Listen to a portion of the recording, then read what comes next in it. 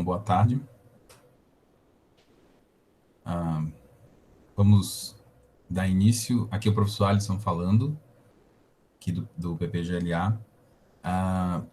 Nós estamos com 16 pessoas na sala atualmente, né? São agora 3 e 1, né?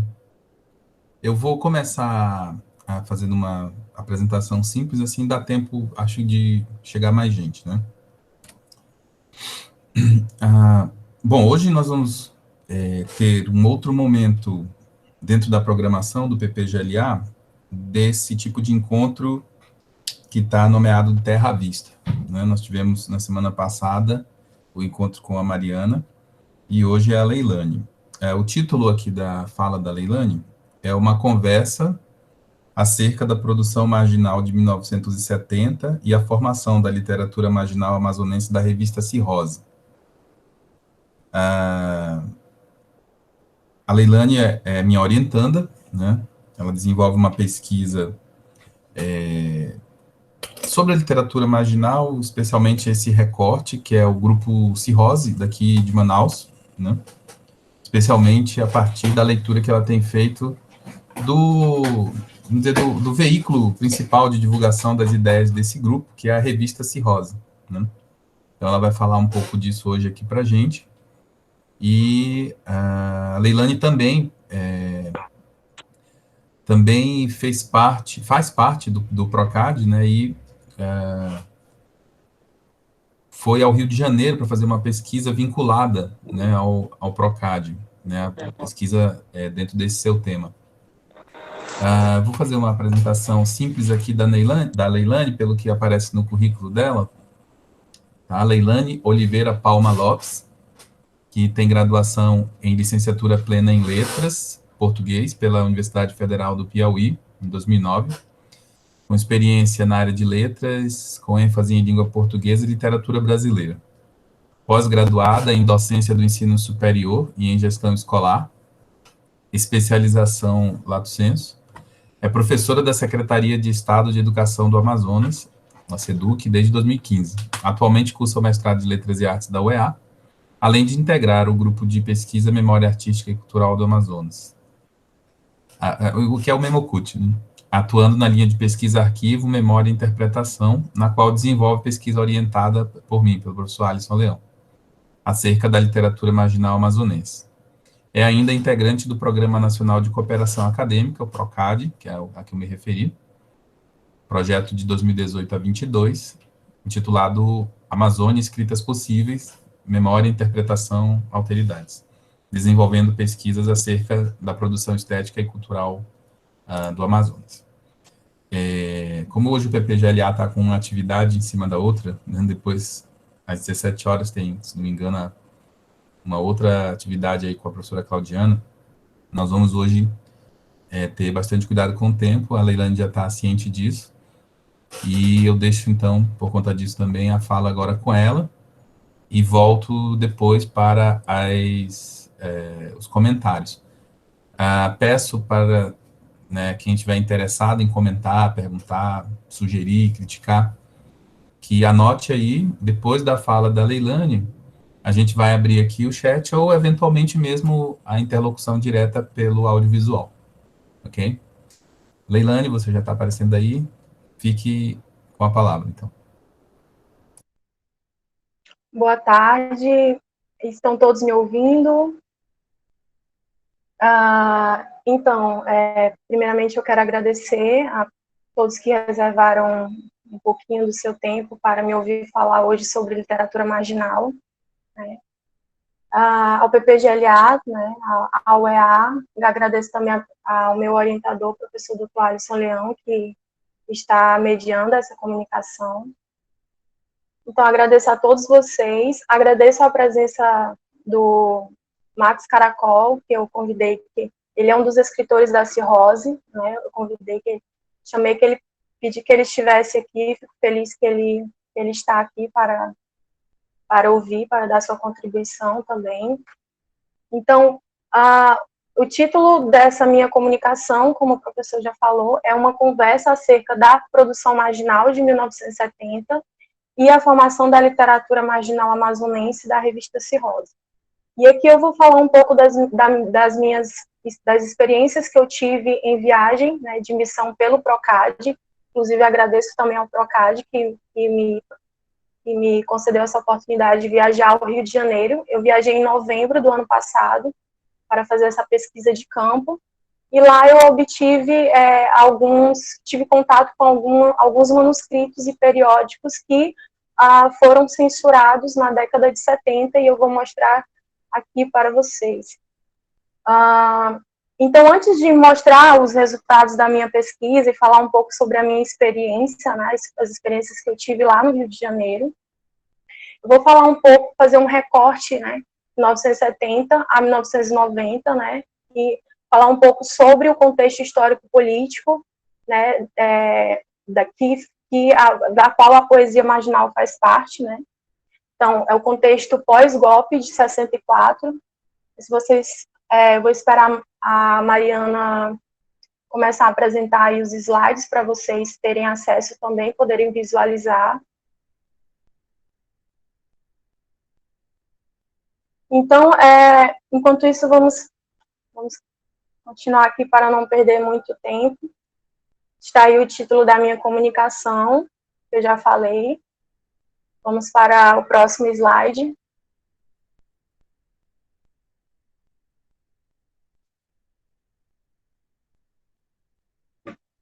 Certo. Então, eu vou falar um pouco sobre o contexto pós-golpe de 1964, né, que marcou um cenário histórico, político, que era o da ditadura militar e o da censura imposta pelo Ato Institucional número 5. Né, então, vivia-se numa atmosfera repressiva e de intensas transformações comportamentais. Né, esse cenário se encontrava totalmente devastado, né, como consequência de uma política sombria em fins de 1969 e início de 1970, né, período em que há uma enorme desvalorização pelo trabalho das universidades, dos intelectuais, dos escritores, enfim, e também de desprestígio da imprensa e das tentativas de desmonte dos movimentos estudantis, né. Então, o governo militar passou a propagar e divulgar na televisão e nas rádios, né, ideais em torno do patriotismo, de nacionalismo, e uma ideia de um falso progresso, né, de uma falsa modernização. E é devido a esses acontecimentos que muitos dessa geração, né, passaram a ser caçados, passaram a ser perseguidos, né, presos e exilados. Destaca-se, nesse contexto, o movimento tropicalista, que foi um movimento de grande importância para a formação dessa geração de 1970, porque permanecia um ideal por parte da juventude pós-tropicalista, que era o de alcançar os meios de comunicação de massa, né, como a televisão, a rádio, enfim, as revistas, os jornais, né, já que o regime militar esmagava as chances de um mercado editorial aberto.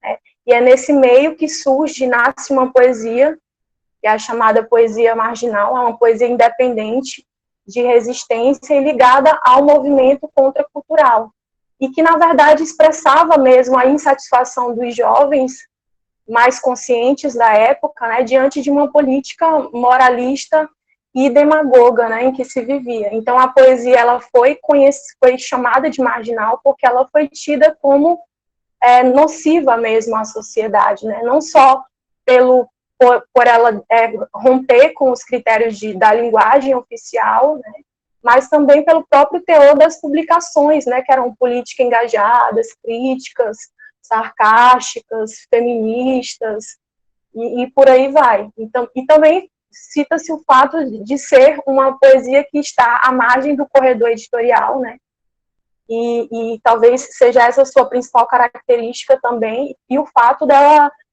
procurar romper, né, com essas fórmulas prontas e criar novas formas de fazer poesia, né. E eu coloquei aí uma citação de Luiz Carlos Maciel, presente nesse livro aqui, Do Poder ao Poder, da Leila Nicoles, que eu utilizo bastante, e ele fala que contra a cultura, porque a poesia marginal ela estava muito ligada ao movimento contracultural, né? E ele fala que contracultura é a cultura marginal independente do reconhecimento oficial. No sentido universitário do termo, é uma anticultura, e como tal carrega em suas entranhas um enorme espaço de intervenção crítica. E ainda pode ser entendida de duas maneiras, como um fenômeno particular, cuja origem pode ser localizada nos anos 60, e como uma postura ou até uma posição em face da cultura convencional de crítica radical.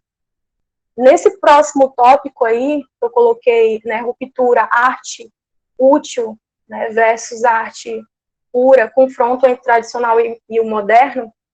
Na verdade, é porque depois do golpe de 1964, ficou nítido que não se podia separar emoções, subjetividade, né, do contexto vivido. Então, passou-se a se falar em temas anteriormente considerados não poéticos, como a realidade sociopolítica. Sabe-se que a poesia ela é um gênero que sempre foi associado ao belo, né, ao sublime, aos idealismos, e distante do contexto social. E aí, nesse sentido, vale falar de uma arte que é considerada pura, né, a chamada arte pela arte, né, que adota uma postura puramente estética, em contraposição a uma arte útil, social, a uma arte realista e que considera o desprendimento estético o verdadeiro princípio, né, de rompimento, né, de revolução simbólica que busca romper com o conformismo moral da arte burguesa. E por isso eu falo aqui, eu coloquei ruptura, né, justamente porque a arte passa a ter uma função social, né, e mesmo de denúncia, né, e de oposição oposta a uma arte muitas vezes vista como egoísta, né, dos defensores da arte pela arte. Então, por esse motivo, muitas vezes a arte social é vista como transgressora. E eu coloquei uma citação aí no slide de Bourdieu, que eu tenho utilizado bastante, na verdade, tem sido o meu livro de cabeceira, que é esse livro aqui, A Economia das Trocas Simbólicas, de Bourdieu. E ele cita o seguinte, que totalmente impregnada e governada por problemas técnicos, a arte assume o contrato tático pelo qual as frações dominantes da burguesia concedem ao intelectual e ao artista o monopólio da produção da obra de arte concebida como instrumento de fruição e como instrumento de legitimação simbólica do poder econômico ou político, contanto que ele se afaste das coisas sérias, a saber, as questões políticas e sociais, né? Eu coloquei também aí uma citação de Paulo Leminski, que ele faz uma definição do que é a poesia marginal, né? Do que foi a poesia marginal de 70. Ele diz o seguinte: existe uma coisa chamada poesia. Poesia não é prosa enfeitada, é uma substância. Tem muito poema por aí que não passa de prosa empilhada em estrofes. A poesia é contradiscurso, a anticomunicação, o dessignificado, o não dizer, o outro sentido. Ela é sempre política num sentido erótico ecológico, porque é o não aos discursos correntes e vigentes. Ela nada contra a corrente, não precisa de conteúdos revolucionários para ser revolucionária. Poesia é subversão. Subversão. Toda esta geração de poetas que proliferam por aí, nunca se fez tanta poesia nesse país. É uma geração de subversivos. Pena que a maior parte desses subversivos só falam subversinhos. Tem que fazer subversões. E aí o tom irônico que ele utiliza, né, para definir, conceituar a poesia marginal. Eu vou falar um pouco também sobre o papel da imprensa, né, da imprensa nanica, foi chamada de imprensa nanica, imprensa alternativa, porque a década de 60 e 70 foi berço das publicações nanicas, né, e essas publicações, elas eram pequenas publicações, né, impressas em poucas tiragens, e a maior parte dessas publicações divulgavam poesia, né, e principalmente poesia marginal, uma vez que esse gênero se encontrava praticamente sem meios de divulgação, né. E ela foi uma imprensa alternativa em relação à imprensa tradicional, porque ela não possuía praticamente nenhum compromisso comercial, e essa característica lhe conferia mais liberdade no tom das publicações, né, nos temas abordados. A desvantagem era mesmo a precariedade econômica, e por esse motivo muitas publicações nanicas, muitas publicações alternativas, acabaram desaparecendo rapidamente, né? Então elas surgiam e desapareciam rapidamente. Então essa imprensa ela também foi chamada de marginal, assim como a poesia marginal, porque ela também surgiu como uma reação à chamada grande imprensa e à sua subordinação, né, ao poder político e econômico vigente. Então ela se propõe a elaborar o seu próprio produto, justamente para romper com o monopólio, né, dos grupos, né, dos grandes grupos que reforçavam o status, né, que reforçava o status quo. E ela foi de grande importância, né, não somente pelo teor das publicações, né, político-engajadas, socioeconômicas, de fanzines, indianistas, feministas, mas porque ela se tornou uma ferrenha inimiga do regime militar, né, e de sua ideologia repressora. Ao passo que em todo o Brasil, não somente nos grandes centros como São Paulo e Rio de Janeiro, passaram a surgir, né, muitas dessas publicações independentes, muitas dessas publicações nanicas. Algumas dessas publicações conseguiam fugir do controle da censura e outras publicações não. E aí nós vamos entrar agora na minha pesquisa, né, lá no Rio de Janeiro. Pode passar o slide, Mari, por favor. Obrigada. E aí eu coloquei aí a foto de um periódico que eu tive acesso lá na Fundação Biblioteca Nacional,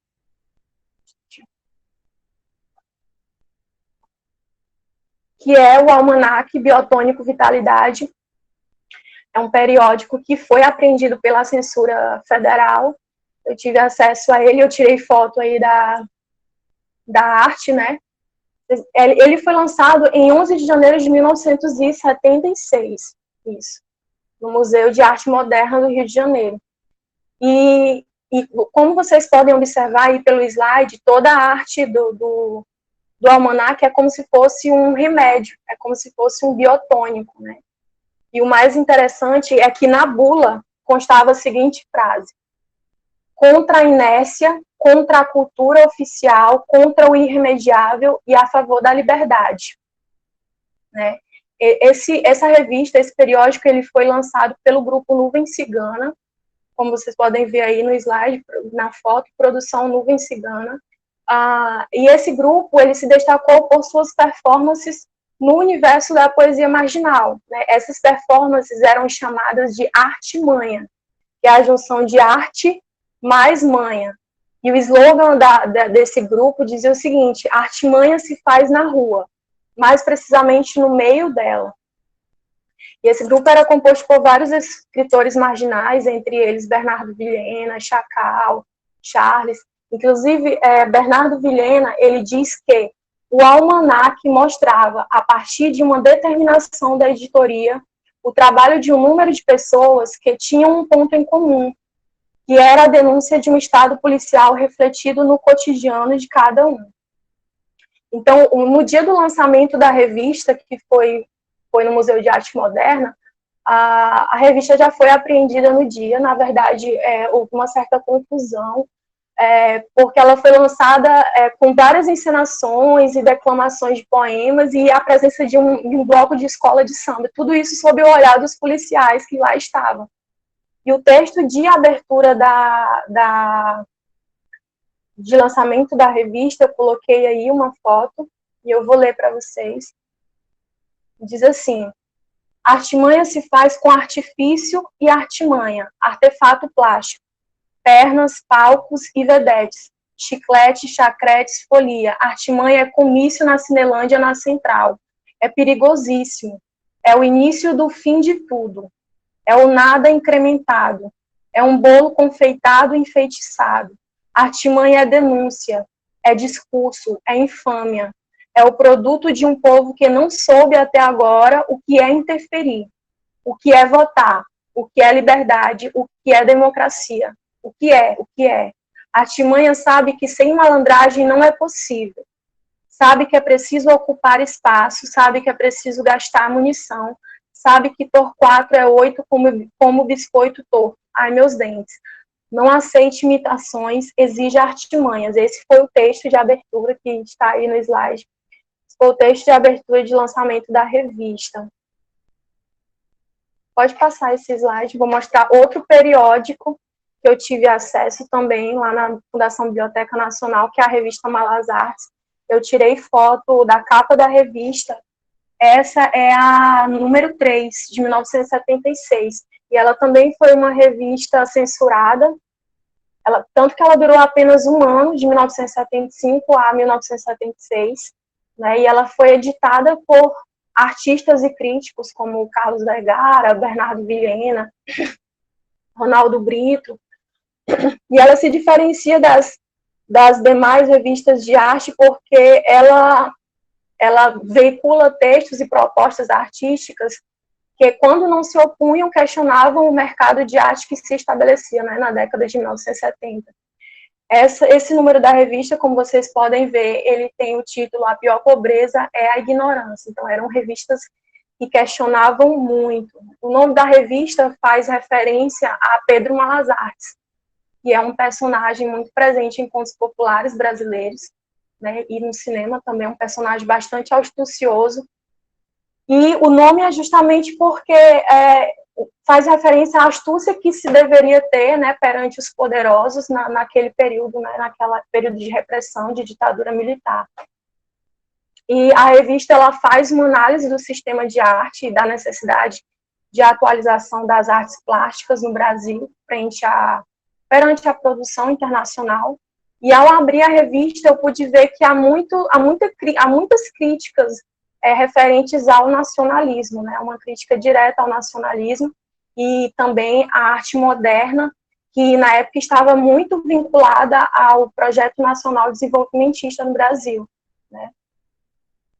E essa revista ela abrigou grande parte da produção de 1970, né, justamente por investigar as articulações, né, progresso, modernização e carência, porque o Brasil ele passava por uma certa ressignificação, né, resultante de 10 anos de ditadura militar, e ele vivia sob uma égide de uma modernização conservadora, digamos assim, uma falsa modernização que se concretizou de forma incompleta e autoritária e não alcançou uma reforma social efetiva, não alcançou uma reforma social plena.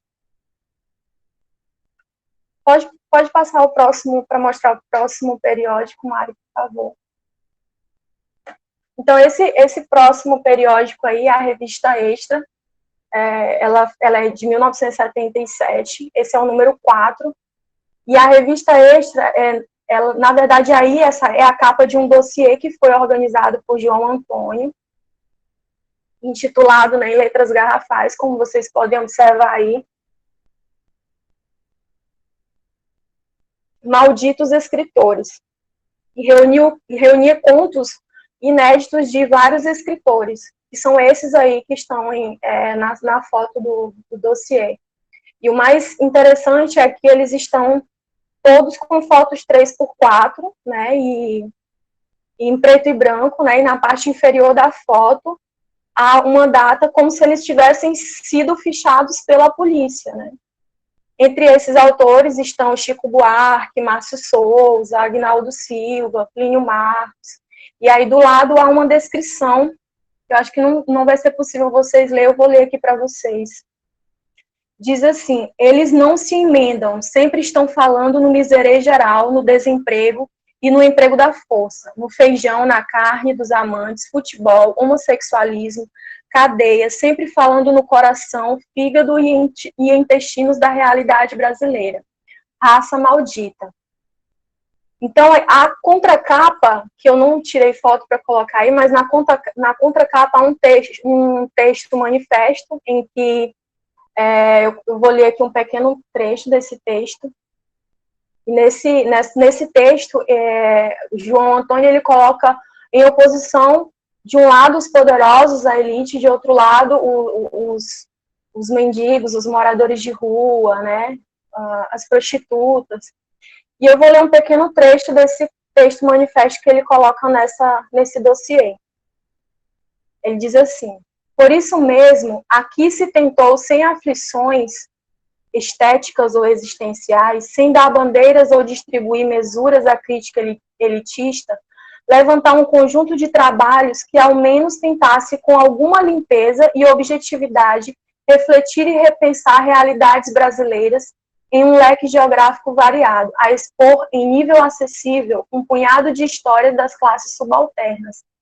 Então, essa recusa do estético por si só já era considerada uma heresia por parte da literatura purista tradicional.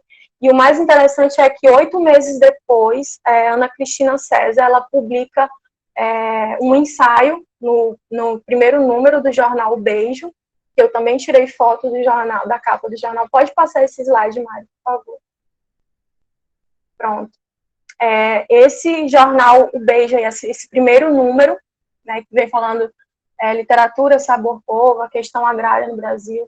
Então, ela publica um ensaio intitulado Malditos Marginais Hereges, né, também fazendo referência ao dossiê que João Antônio, né, havia publicado na revista Extra. E o mais interessante, pode passar aí aqui tem outro, nesse slide que vocês estão vendo, tem outra edição também do jornal Beijo. Certo. Essa parte aí, que está no slide, é a parte do ensaio que eu achei interessante, que eu tirei foto. Não vai dar para vocês lerem, mas eu vou ler uma parte aqui que eu achei bastante interessante. Ela diz assim, Ana Cristina César diz assim: batalhadores, sofredores, resistentes, contestadores, irreverentes, cáusticos, teimosos, colecionadores de broncas com a censura, mal comportados, impossibilitados de viver do próprio trabalho literário, atrelados ao vagão dos empregos, bem à imagem e semelhança de seus personagens. São alguns dos predicados biográficos que introduzem historicamente, heroicamente, os autores da coletânea de contos Malditos Escritores de João Antônio, que no primeiro semestre vendeu 25 mil exemplares. Né?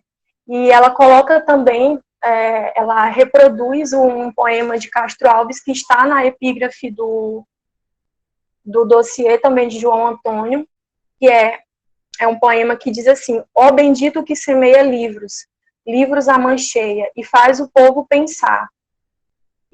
E o livro, e faz o povo pensar, o livro caído na alma é gota que faz o mar. Pode passar esse slide, Mário, por favor.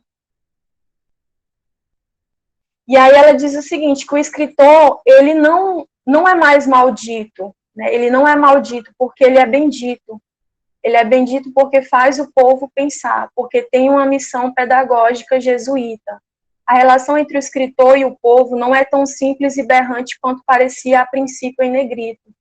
Não se trata apenas de uma duvidosa identificação baseada em vivências semelhantes de opressão, mas de uma relação pedagógica sussurrada em mínima epígrafe poética. O escritor é simultaneamente povo e pai do povo.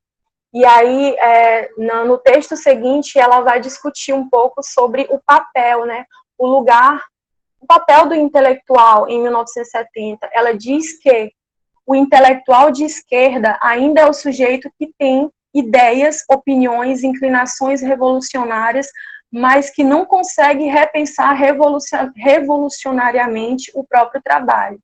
Sua relação com os meios de produção intelectual, sua técnica, seu poder de dizer. O escritor se vê como maldito ao engatar-se no antigo projeto realista, mas não percebe o controle que esse projeto e sua técnica exercem hoje sobre a cabeça das pessoas. No caso do realismo populista, nem se questiona o poder de dizer por grupos mudos, de refleti-los e interpretá-los, ou então de conscientizar, fazer chegar à elite a verdadeira vida, fígados, intestinos da realidade brasileira.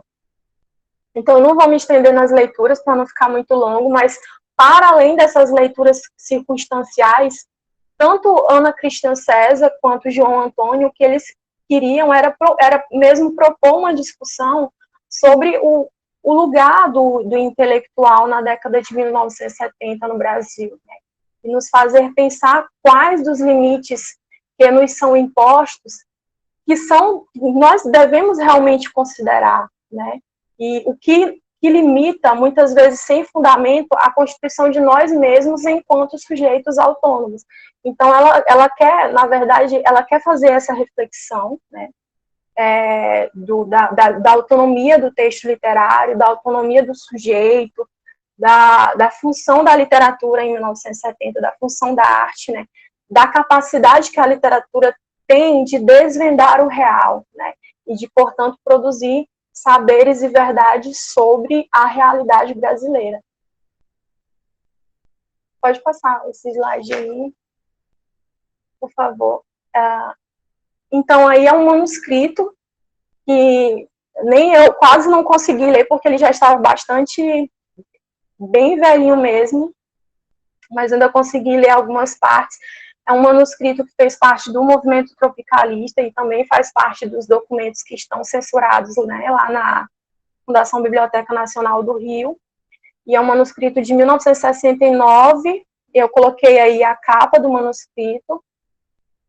Ele possui 35 páginas. É um manuscrito de Capinã Veloso, Caetano Veloso, Torquato Neto, Vinícius de Moraes, Gilberto Gil e Maria Bethânia. E aí, não deu para ler tudo, mas eu destaquei aqui mais ou menos o que o manuscrito falava, né?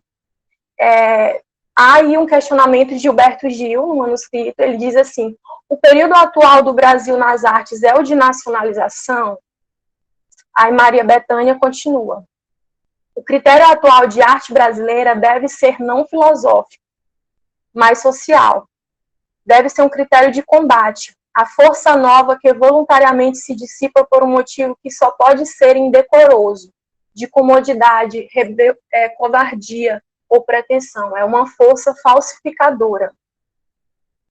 Gilberto Gil continua: se o artista faz parte dos 99% dos artistas e reconhece que não é gênio, então é o que deve mesmo fazer arte nacional.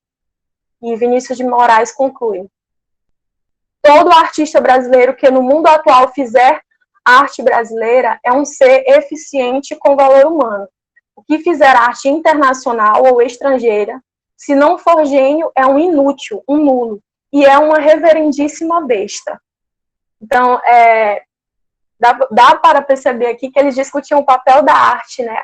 A função da arte em 1970, né?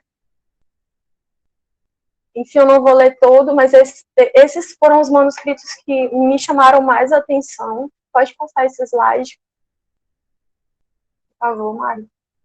E aí eu coloquei aí um tópico falando um pouco sobre o mimeógrafo, né?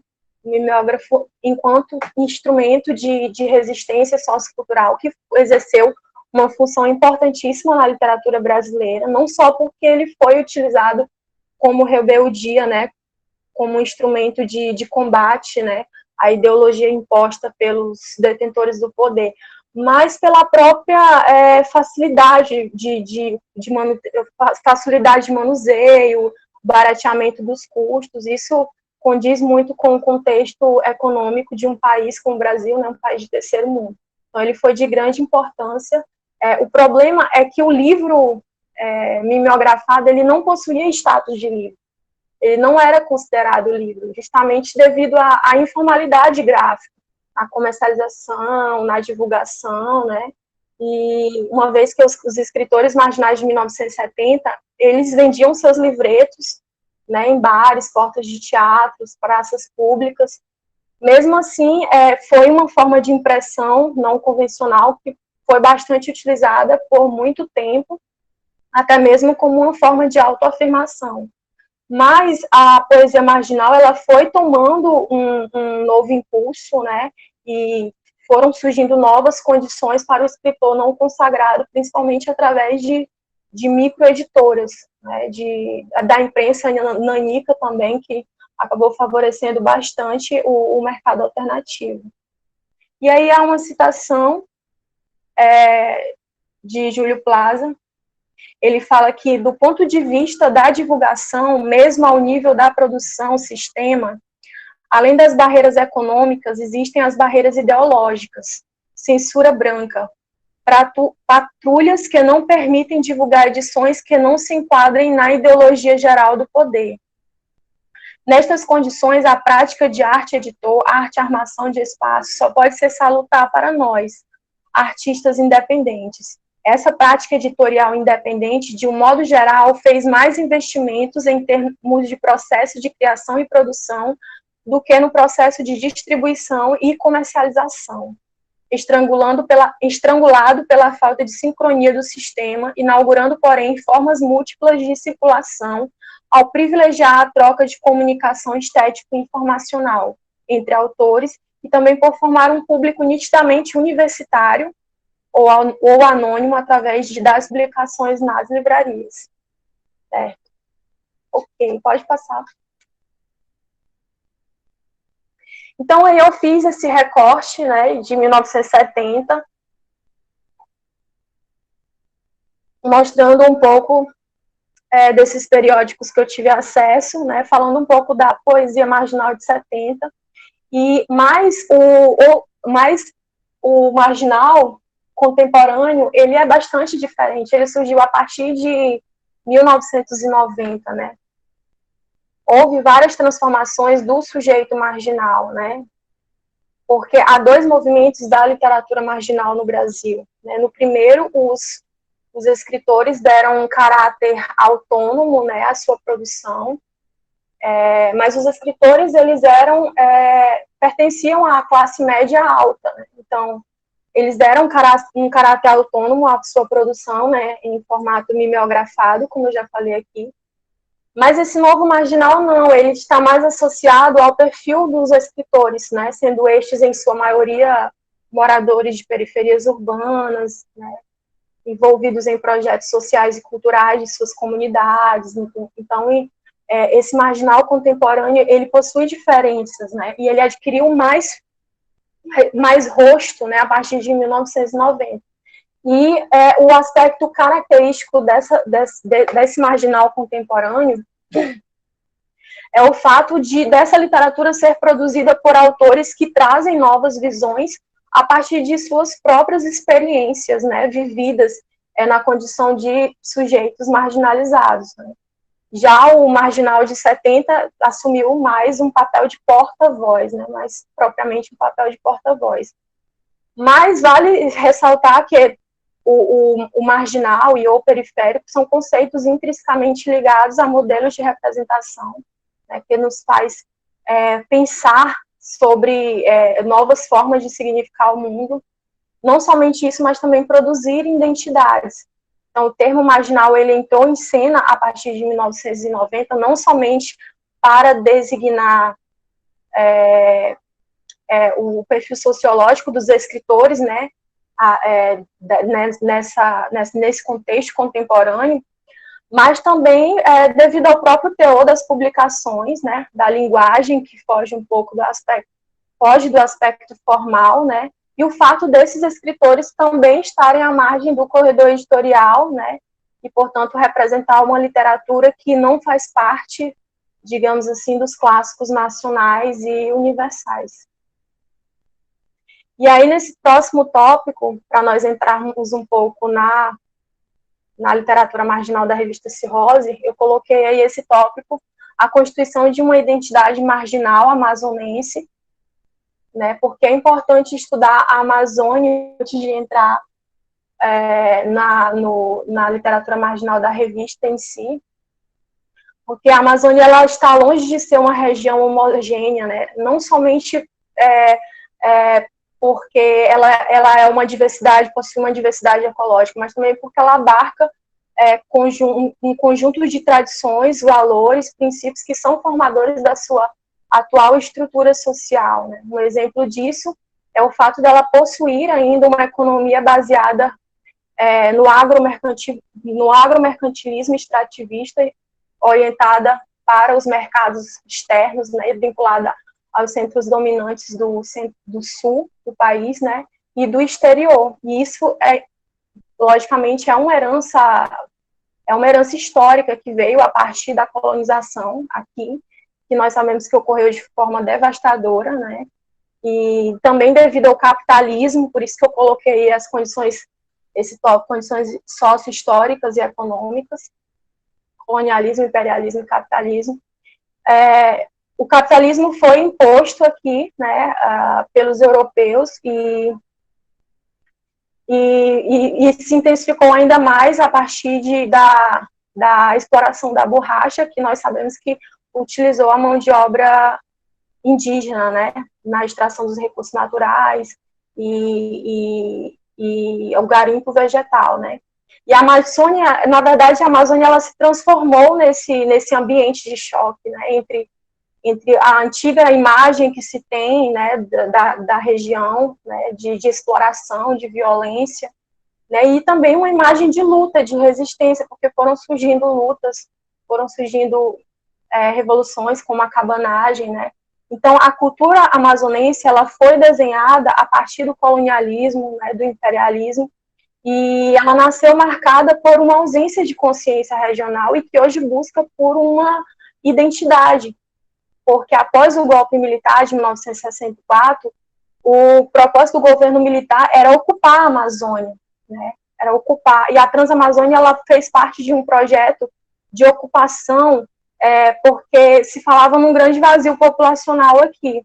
O grande problema é que esse projeto de modernização aqui foi responsável pela dizimação de milhares de populações indígenas, né? E foi nesse contexto que o capital estrangeiro se fez presente aqui, com o intuito de implantar um modelo de desenvolvimento imposto por pessoas estranhas à região.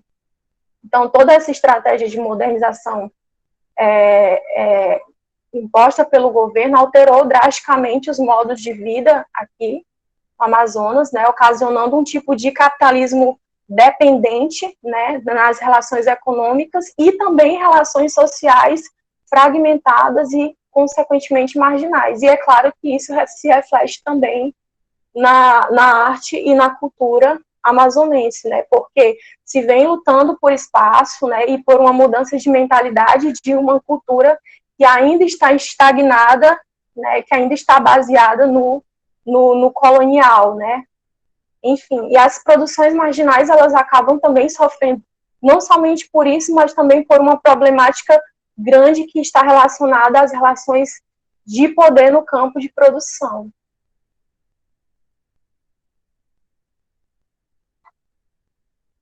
Pode passar esse slide para mim, Mari, por favor. E aí, para não me estender muito, eu não sei como é que está o meu tempo aí, mas eu já estou quase encerrando, porque como o título da comunicação diz, é só uma conversa.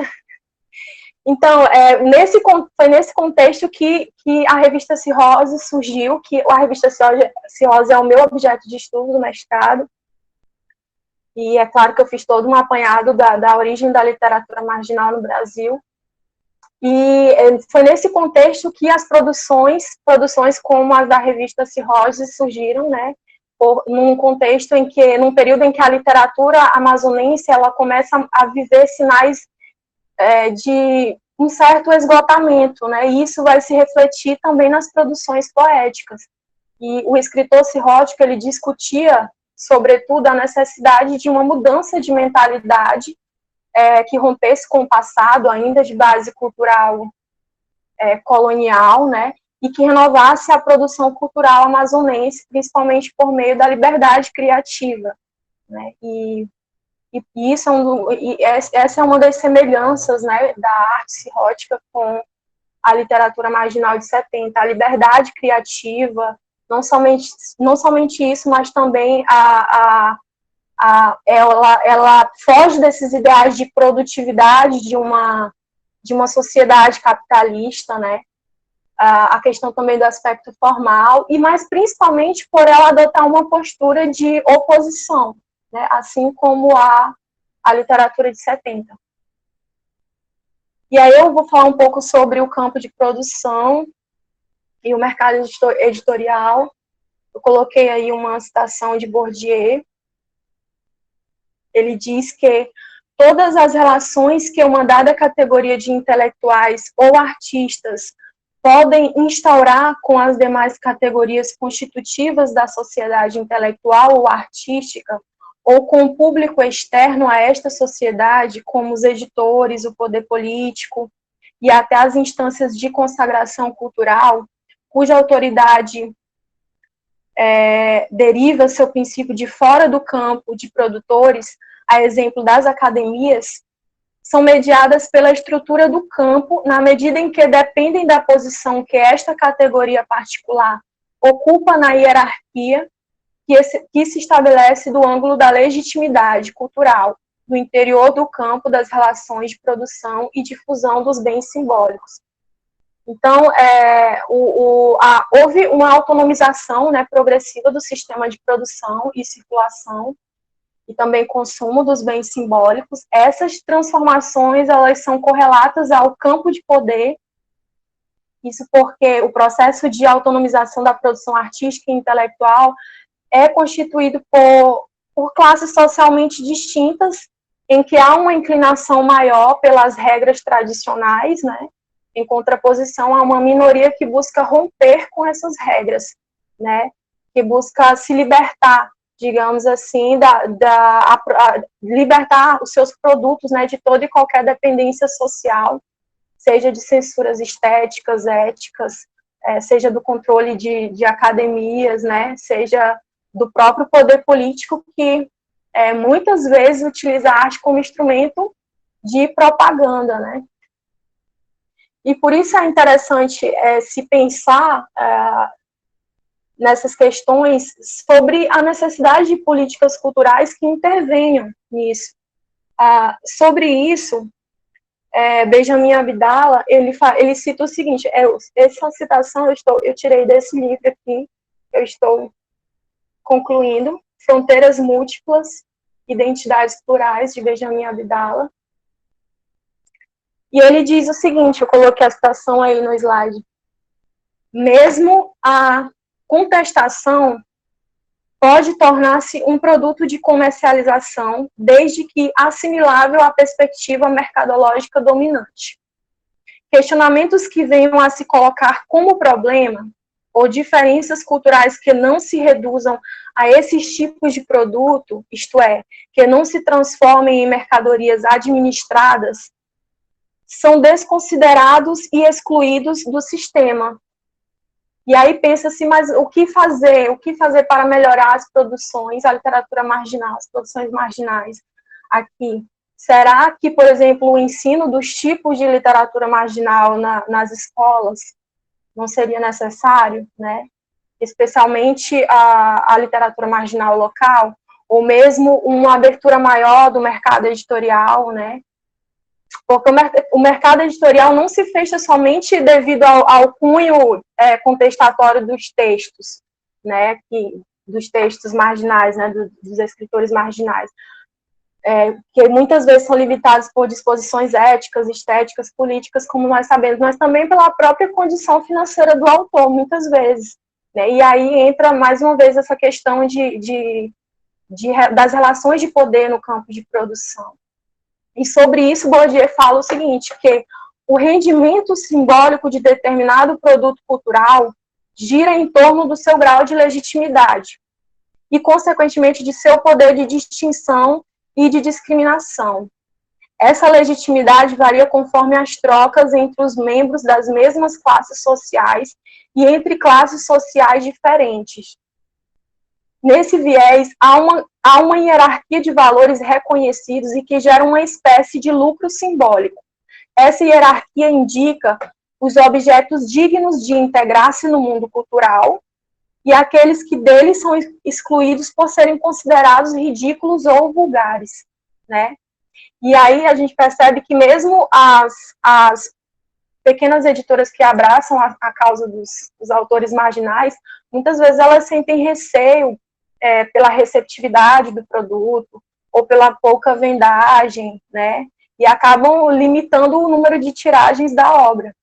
Então, vale muito pensar nessas questões, né? Na necessidade de políticas públicas, né? Porque isso é importante não somente para valorizar a literatura marginal, né? E para perceber a sua importância como um movimento de resistência sociocultural, né? Mas também de compreender como essa literatura se caracteriza, de fato, como um processo de emancipação, criação e manutenção de identidades. Aí vamos... pode passar o próximo slide aí, Mário? Eu acho que ainda tem alguma coisa. Aí alguns outros registros da minha estada lá no Rio de Janeiro. Eu tive que passar 15 dias, então eu tirei uma foto da Fundação Biblioteca Nacional, eu estava lá quase todos os dias. Linda, por sinal, muito linda, enorme, dá para se perder lá dentro. E aí eu também fiz uma comunicação no Fórum de Literatura Contemporânea, na UFRJ, e aí uma foto minha aí só para registrar um momento. E tem mais algum slide? Não. Eu acho que é só isso. Espero não ter extrapolado o meu tempo, espero ter sido clara. E agradecer a atenção de vocês e deixar esse espaço para que vocês possam comentar alguma coisa e agradecer. É isso. Bom, muito obrigado, Leilane. Parabéns pela palestra. Deixa eu acionar minha câmera aqui. Parabéns pela palestra, Leilane. E acho que a sua pesquisa está caminhando muito bem, né? Você daqui a algumas semanas já vai fazer a qualificação. Nós temos um tempo, talvez uns 15 ou 20 minutos para irmos trocando algumas ideias. Eu sempre passo a palavra primeiro para o público, né? Tenho algumas questões, mas eu gostaria de ouvir primeiro o público. Vamos ver se tem alguma pergunta ou algum comentário aqui no chat. Tem a Mariana te parabenizando, assim como a Janice, a Fabiane, e a Mariana disse que tem uma pergunta. Mas pode perguntar direto, Mariana. Então, mais uma vez, parabéns, Leilane. Obrigada, professor Alisson, pela mediação. Eu só gostaria de saber, eu fiquei curiosa, a Leilane é professora, né, creio que do ensino fundamental. Queria saber como que ela leva, então, essa pesquisa dela, pelo menos essas questões relacionadas à literatura marginal, para o ensino básico. Obrigada, Mariana, pela pergunta. Sim, eu sou professora da rede pública, né, da Secretaria do Estado da Educação daqui. Para o ensino fundamental, leciono para o ensino fundamental, 9º ano.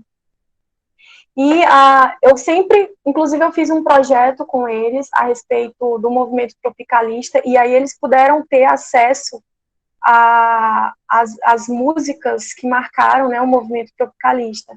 E a partir daí eu já inseri o estudo a apresentação de algumas poesias marginais para que eles pudessem entender essa correlação, porque na verdade foi um projeto interdisciplinar, né, entre a professora de história e eu, de língua portuguesa. E aí eu fiz esse projeto com os alunos, inicialmente apresentando as letras das músicas, e a professora de história explicando, né, todo o contexto histórico, para que eles pudessem entender o que foi aquele momento. E depois, além das músicas, eu apresentei algumas das poesias marginais para eles, né, para que eles pudessem ver que a poesia não é somente poesia por ter um aspecto formal, né, da linguagem, aquela poesia de Camões, por exemplo.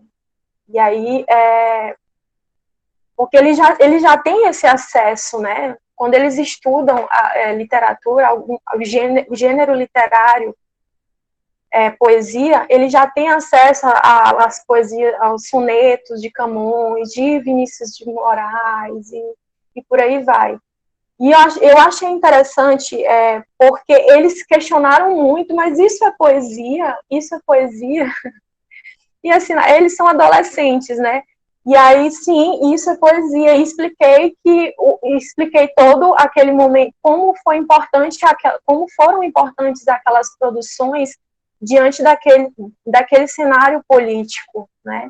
O cenário político vivido na época. E com a ajuda da professora de história também, que ela me ajudou muito nesse projeto também. E é isso. E eu comecei, assim, apresentando algumas produções marginais, não só na música, com o movimento tropicalista, mas também na literatura, com as poesias marginais. Espero ter respondido a tua pergunta, Mário.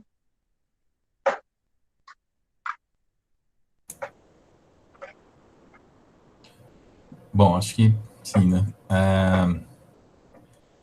Leilani, como que você vê, assim, a seguinte questão, né? No contexto lá dos anos 70, além do universo de circulação do livro, propriamente do mercado, né? Ser um obstáculo, né? Ou ser um agente negativo, né? Para a produção daqueles poetas, ao ponto de eles criarem suas próprias formas, né? De circulação. Havia algo bem, vamos dizer, institucional, né? Representado pela figura do Estado como censura, né? Como um agente de censura. Embora hoje a gente não tenha, né, em tese, vamos dizer assim, esse mesmo grau de institucionalização da censura, há, né,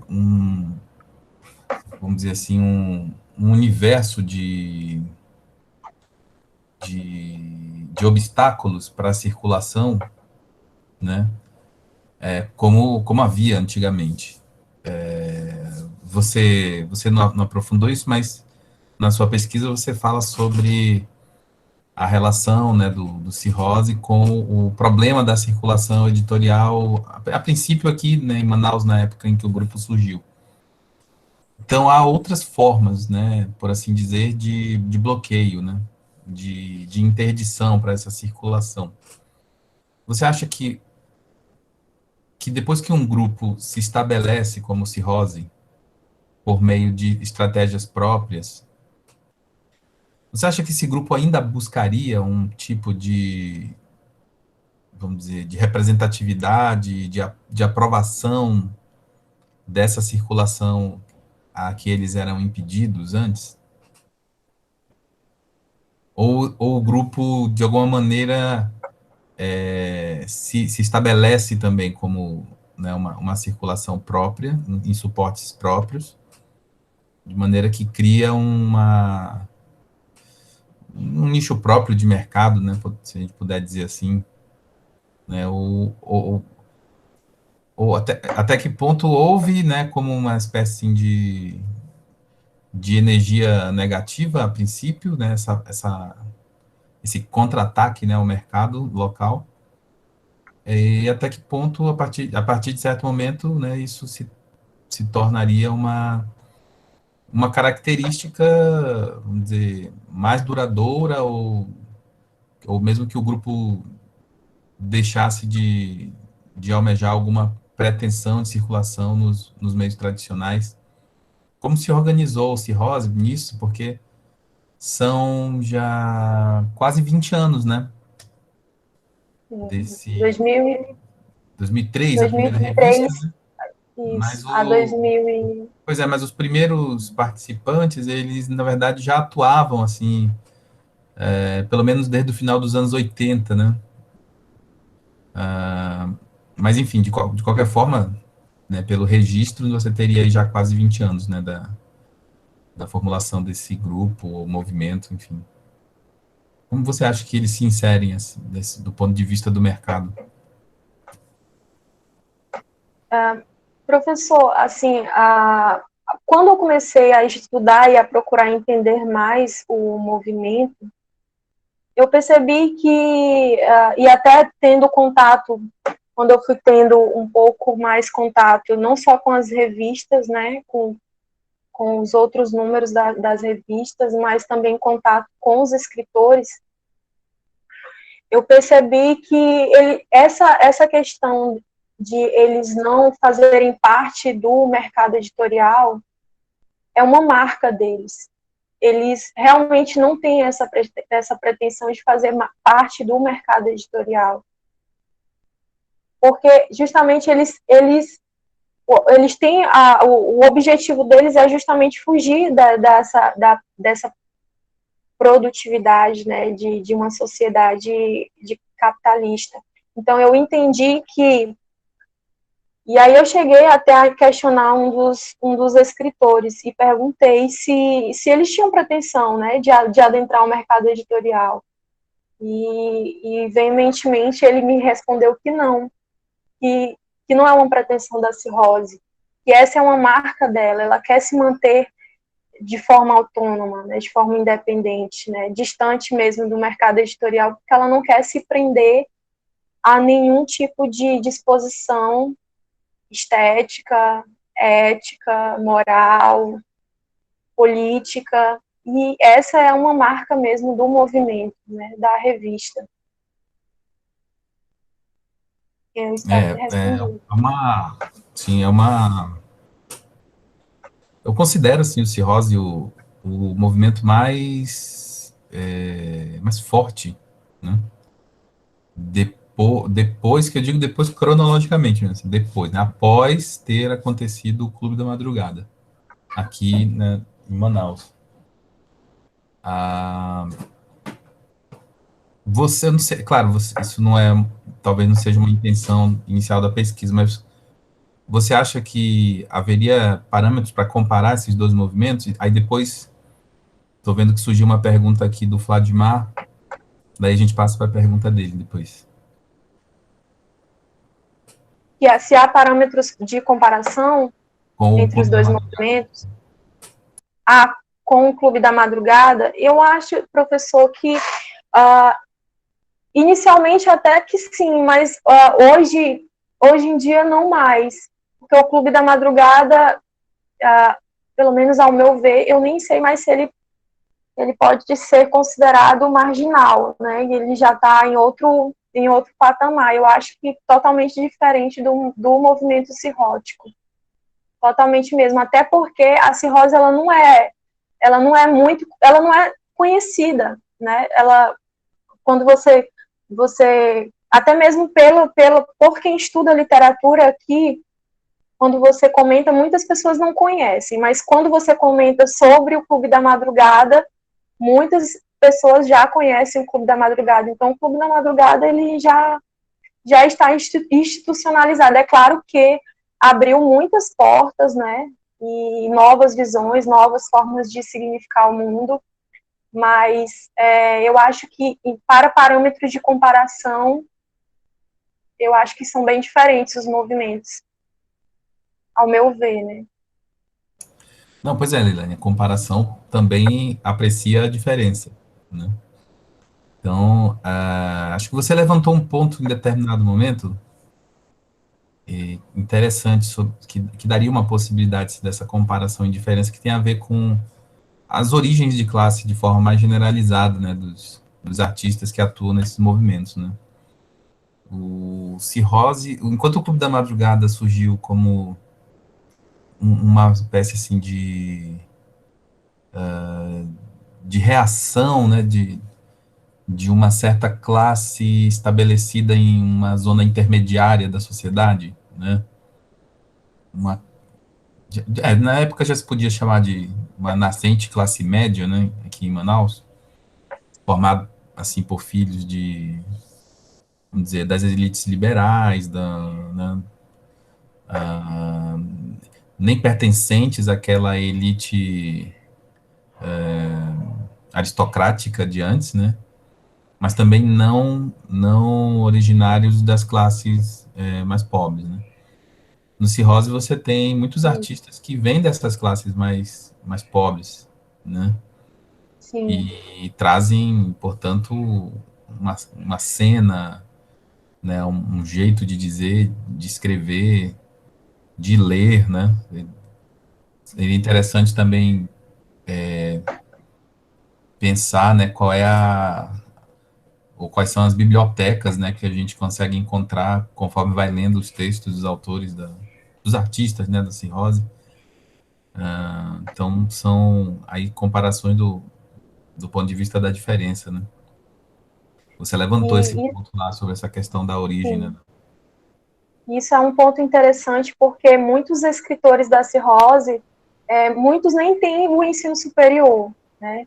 Às vezes é a dona de casa, a garçonete, o estudante universitário, né? Então, tem, lógico, professores, né? Enfim, mas a classe que faz parte da revista Cirrose, ela é bastante diversificada, né? Você tem quem tenha o ensino superior, quem já tem a pós-graduação, mas você tem quem faz arte, quem faz poesia e não tem estudo nenhum, né?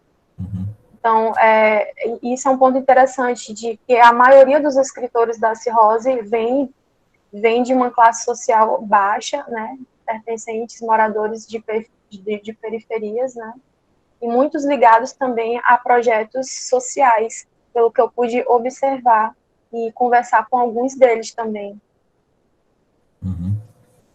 Vamos passar aqui para a pergunta do Fadimar, olha só, ele diz assim, Leilane, primeiramente, meus parabéns pela tua fala. As perguntas que faço são estas. Com base em todos os conceitos apresentados, quais os desafios que a literatura marginal tem a enfrentar daqui para frente? É possível separar a arte do contexto social? Então, são duas perguntas, né? Uma sobre as perspectivas da literatura marginal, né? Uhum. E sobre a possível ou impossível separação entre a arte e o contexto social. Ele faz uma observação depois que, caso queira, estou aberto a conversar particularmente. Certo. Então, eu acho que o maior desafio mesmo enfrentado pela, pela literatura, pela poesia marginal hoje, nesse contexto contemporâneo, se chama preconceito. Ao meu ver, se chama preconceito, porque muitas pessoas olham como se não fosse arte, né? Muitas pessoas olham como se não fosse literatura. Então, a discriminação começa do próprio ser humano que olha a revista, que lê e diz, mas isso é poesia?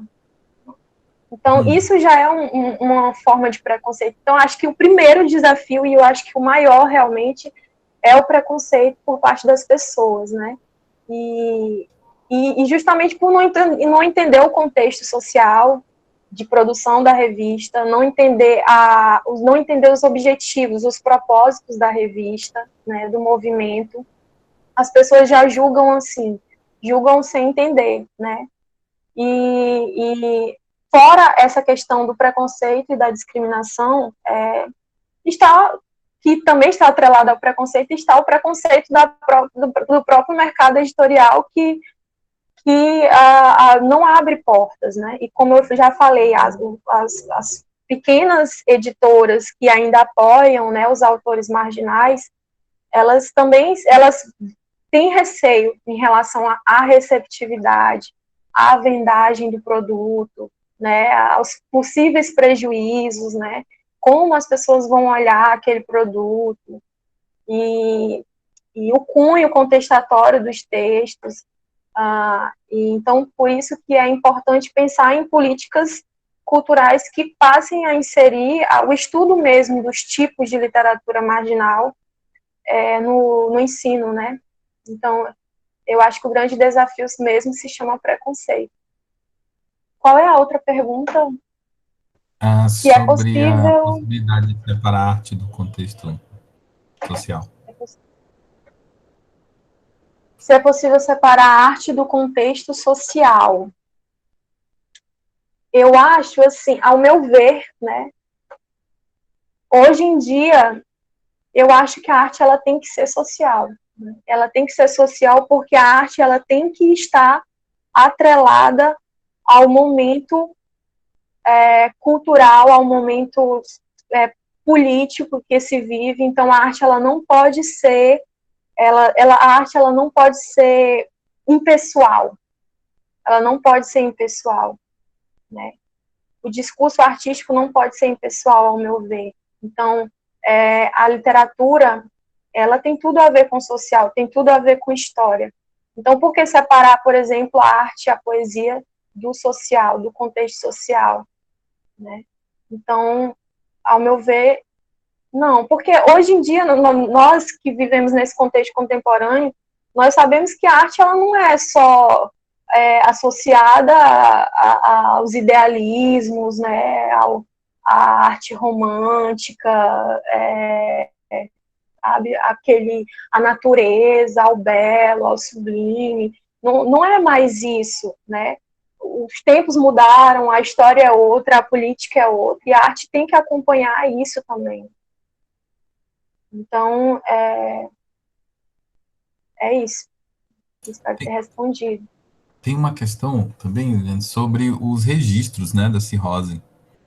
É uma questão bem curiosa, você poderia falar um pouco, porque uma das maiores dificuldades que você teve até agora na pesquisa foi com as fontes, né, encontrar as fontes. Ou as fontes porque são os números, né, da revista Cirrose. Você poderia falar um pouco sobre isso? Sim, eu, na verdade, no início eu não encontrei, eu só obtive 3 números, né? E foi bem complicado encontrar o resto, então eu tive que... De quantos são no total? São de 2003 a 2019, são 10 números. 10 números. E aí eu só tinha 3 números no início. Assim, e nada de registro, né? Porque como é uma arte muito contemporânea, não tinha nada de registro, ia buscar em bibliotecas, não encontrava nada.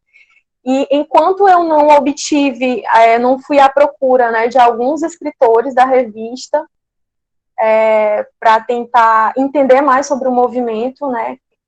É claro que eu já tinha ido atrás de muitos teóricos e tal, e eu já estudava a literatura marginal de 70, mas o meu objetivo era estudar a literatura marginal no contexto contemporâneo. E aí eu só obtive um pouquinho mais de conhecimento a respeito do movimento em si quando eu passei a ter contato com os escritores da revista. E aí eu obtive o restante das edições, com muita dificuldade.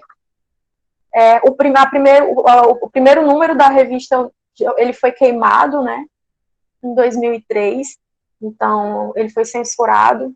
Imagina, né, em 2003 já ainda existia isso, imagina na década de 70. Então, ao primeiro número, ninguém tem mais esse primeiro número da revista, mas o restante dos números eu consegui obter, mas entrando em contato mesmo com os escritores, com alguns escritores da revista. Hoje você é uma das poucas pessoas que tem esses números todos, né? Do 2 ao 10, né? Isso. Na maioria deles também nem tem, né? Acho que você fez Sim, um trabalho alguns nem tem. você fez um trabalho realmente de pesquisa. Esse tipo de pesquisa, né, que a gente está tentando relatar aqui, que é a pesquisa nas fontes, né? Sim. Que é uma coisa, assim, muito trabalhosa, né? Porque o nosso primeiro trabalho é o de reunir essas fontes. Muitas vezes elas estão em lugares diferentes, né? E para a gente depois ir para uma etapa de interpretação, né, uma leitura mais hermenêutica sobre o que elas dizem, a gente tem que primeiro passar por essa etapa da recolha, né? Assim, e no caso da revista Cirrose, teve essa peculiaridade de ser difícil encontrar os números, né? Mas isso já é um ganho da tua pesquisa, porque, né, adiante, quem sabe isso fique num repositório, de alguma forma, disponível para pesquisas futuras. Aí. Então, eu queria que você falasse sobre essa característica, né, isso que teve um pouco a ver com a viagem, né, para o Rio, pesquisar, né, em arquivos, né, pesquisar esse tipo de fonte, né? Fazer esse tipo de pesquisa e que se associa, né, à busca pelas fontes primárias, né, os números da revista, como você conseguiu obter. Como, não sei como é que, nunca falei contigo sobre isso, como é que era antes a tua proximidade com esse tipo de pesquisa, se já tinha acontecido ou se você começou a fazer isso com essa abordagem aqui no PPGLA. Exatamente, professor. Eu ainda não tinha ido fazer pesquisa de campo, né? Foi uma coisa, algo totalmente novo para mim, né? Então, eu vi o quanto que é burocrático pesquisar, o quanto que é burocrático ir ao campo pesquisar, porque mesmo indo à Fundação Biblioteca Nacional, eu fui ao Instituto Moreira Salles também, não encontrei tantos documentos que me interessaram, né, porque lá só havia o estudo que eu queria era sobre a literatura marginal no geral, né, da década de 70, mas eu só encontrei pesquisas sobre a Ana Cristina César. E aí já não me serviu tanto. Tem um fundo, né? Tem um fundo dela lá no Instituto Moreira Salles, né? Isso. E já não me serviu tanto. E serviu porque eu apresentei aí, né, o ensaio dela, né, Malditos Marginais Hereges, mas também não, eu só fui um dia lá, dos 15 dias que eu passei pelo Procad, eu só fui um dia porque não tinha muito o que pesquisar lá. Mas praticamente todos os dias eu ia na Fundação Biblioteca Nacional, eu já estava decorando todos os espaços possíveis lá dentro, já me conheciam. Mas muito burocrático a pesquisa de campo, sabe? Documentação, eu tive que pedir do programa uma declaração para poder apresentar. Eu ainda não tinha tido contato com esse universo da pesquisa de campo, né? Mas, infelizmente, algumas burocracias ainda nos são impostas. Eu acho que a Mariana pode falar sobre isso. Pelo menos na Fundação Biblioteca Nacional, no início eles pediram uma documentação, né, que comprovasse que eu era pós-graduanda, né, mestranda, em um programa aqui no Amazonas, para que eu pudesse ter acesso a esses periódicos, né? E aí eu solicitei esse documento, mas nem eu não tive acesso a todos os periódicos, porque, na verdade, eu até tive, mas tinha alguns que estavam em estado muito, muito ruim, e nem dava mais para ler tanto, sabe? Você pegava e ele se desfazia na mão de tão antigos. E aí os que eu tive acesso, eu tirei foto, né, que são esses que eu apresentei aqui. Mas o universo da pesquisa de campo realmente tem que ter, como diz lá no Nordeste, sangue nos olhos. tem que ser persistente, né? E foi a mesma coisa com a revista Cirrose, porque eu tive que literalmente ir atrás de alguns escritores, e muitos deles não tinham os números das revistas, e eu fui atrás de um, de outro, procurar falar com um, com outro, e continuo tentando entrar em contato para outras questões, mas que bom que eu consegui os outros números da revista. Pois é, e isso dá um fôlego para o trabalho também, né? Ter acesso a esse material. Antes do teu trabalho, eu acho que a pesquisa vamos dizer, mais abrangente sobre cirrose foi uma monografia, né, de conclusão de curso lá na comunicação social, lá na UFAM, né? É uma das fontes também do teu trabalho, que depois ela ganhou um prêmio, né, de ensaios, né, e se tornou um livro publicado pela prefeitura, né, que é o Cirrose nas Entrelinhas, da Cristiane... Sim. Cristiane Nayara. Nayara, isso. Mas, assim, com esse acesso que você está tendo e as categorias, né, a exploração, né, das vertentes de um conceito de literatura marginal, como você está fazendo, você vai fazer o teu trabalho provavelmente se tornar aí uma fonte a ser consultada obrigatoriamente, né, para lidar com cirrose e movimentos dessa natureza, né. Eu estava pensando aqui, enquanto você falava, por causa do uso, né, de algumas marcações de gênero, né, a gente vai falando nos escritores da cirrose, né, nos cirróticos, né, como eles se intitulam também. E aí, como você mencionou a Ana Cristina César, fiquei pensando como que é a participação de outros gêneros na revista, né, no movimento, na revista, como você observa essa outra abordagem também do problema da literatura marginal, assim, outras marginalidades dentro, né, da literatura marginal. É interessante falar sobre isso, professor, porque tem uma parte em todos os números da revista, principalmente nos mais recentes, né? Há uma parte da revista que é dedicada somente para as cirrosas. É como eles chamam as escritoras da revista, cirrosas. E aí tem uma parte somente para as cirrosas, só mulheres escrevendo na revista, e eu já percebi que há muitas publicações, há muitos escritos na revista que falam sobre o feminismo, sim, mesmo, sobre o feminismo, sobre a liberdade da mulher, né? Assim, eu ainda não parei para analisar, para estudar a participação dessas mulheres, eu ainda não tive contato com essas mulheres escritoras da revista, que é até uma pretensão que eu quero, é uma pretensão que eu tenho, né, de entrar em contato com essa, pelo menos com algumas, se for possível, com algumas cirrosas, para saber mais um pouco sobre a arte delas, né? Porque nós sabemos que em 1970 era bem mais complicada a participação da mulher, e também é um tipo de literatura marginal, né? A literatura produzida por mulheres, principalmente mulheres negras, né? Enfim.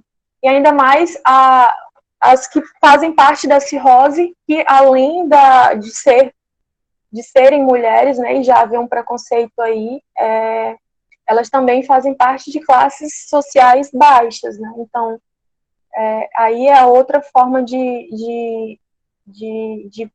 aí é outra questão também que eu quero pesquisar, né? Como é escrever na revista, sendo mulher, né? Fazendo parte da escrita marginal da revista, sendo mulher e fazendo parte de uma classe social que não é vista, além de ser mulher também, né?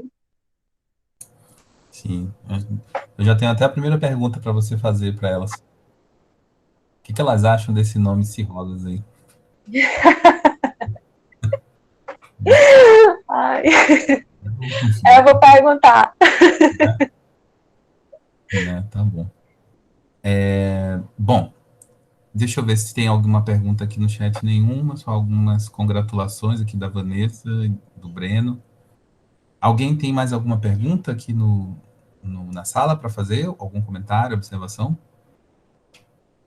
Vamos ver se alguém se manifesta. Bom, acho que não. Se alguém aparecer, ainda aciona aqui, mas eu vou começar, então, a elaborar aqui o encerramento, né, para a gente ter aí um tempinho, uma meia hora, pelo menos, antes da próxima atividade aí da professora Claudiana. Assim, pessoal, acho que ouvir, né, as comunicações dos estudantes do mestrado tem sido muito interessante, né? Eu acompanhei quase todas até agora, e a gente nota, né, quanto de emprego, de energia, né, por trás de uma pesquisa, assim, né, energia física, mental. Acho que os trabalhos que estão sendo expostos até aqui, né, mostram, vamos dizer assim, a abrangência que significa uma pesquisa, né, como essa que vocês têm feito. né? Além disso, especificamente sobre essa experiência, né, do deslocamento da Mariana, da Leilane, outros estudantes no programa também já passaram por essa experiência. Eu me lembro de uma colega de vocês, que é a Demi, né, da dança, né, a Demi também, ela passou um tempo, acho que num ateliê, num estúdio de algum artista que tinha relação com a pesquisa dela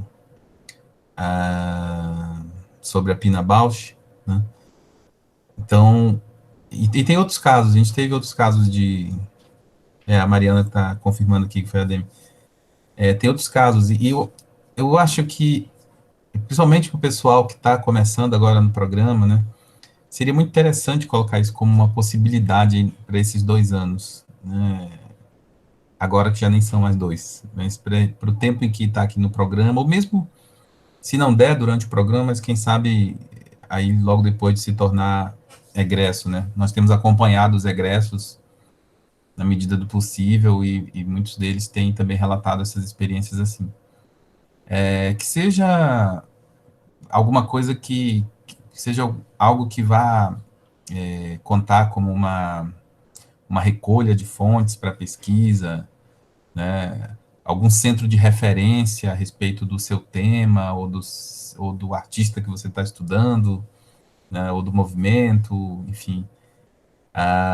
Ou pelo menos a possibilidade de você apresentar o seu trabalho também, né, em outras paragens, né, outras instituições. Eu ando meio preocupado com isso por causa isso que tem parecido ser vamos dizer assim, uma consequência muito positiva, né, da pandemia, que a maioria de nós está descobrindo ou se aprofundando, né, os que já conheciam esses recursos de interação, assim, remota, né. Isso realmente facilita em grande parte algumas coisas e tal, mas eu tenho uma preocupação porque isso não substitui certas coisas que acontecem quando a gente se encontra mesmo em congressos, em simpósios, seminários aí pelo mundo afora, né? São trocas que muitas vezes começam com o reconhecimento de uma comunicação, um trabalho, alguma relação entre uma pesquisa e outra, e que depois avançam para trocas institucionais mais aprofundadas mesmo, né? Muitas dessas coisas acontecem nos corredores, entre uma sala e outra, no café, e isso é algo que a gente devia preservar, né? Ou seja, esses recursos aqui, eles devem ser apenas paliativos e circunstanciais, eles não substituem essas outras trocas e a experiência mesmo da viagem, do deslocamento, né? Seria muito interessante que todos vocês pudessem passar por isso ainda durante o processo do mestrado, né? Então, Leilane, mais uma vez, parabéns pelo trabalho desenvolvido até aqui, né? Eu também agradeço ainda mais uma vez a Mariana pela fala da semana passada, né? E todos e todas que vieram aqui para a sala participar, né? Ficamos aqui com uma audiência de 29, 30, agora já está baixando para 23. E vamos aguardar a próxima atividade do programa, tá certo? Você pode dizer aí as palavras finais, então, Leilane.